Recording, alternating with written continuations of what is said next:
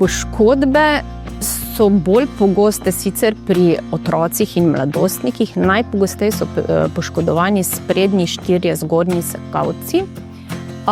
Niso vse poškodbe enako nujne za obravnavo, na srečo.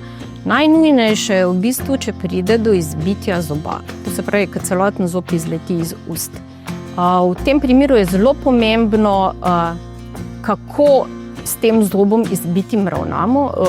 Če se le da ga seveda poiščemo, ga primerno shranimo v fiziološki raztopini ali pa v mleku.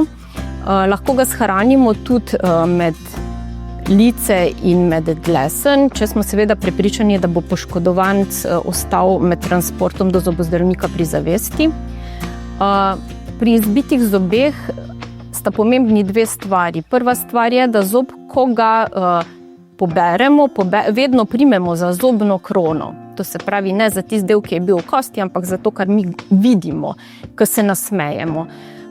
Drug ključen trenutek je pa, da je oskrba čim hitrejša. Tle štejejo ure in od tega je odvisno, ali bo tak zob, ki ga potem zobozdravnik ponavadi nazaj vstavi, to rano preživel. Potem je pa še naslednja poškodba, ki bi tudi zahtevala zelo hitro obravnavo. To je, če gre za odlom zoba, ki je tako globok, da je izpostavljen zobni živec. Kar mi vidimo potem, da ko pogledamo v usta, na našem zobu vidimo v sredini eno malo rdečo pikico, iz katere lahko teče kri.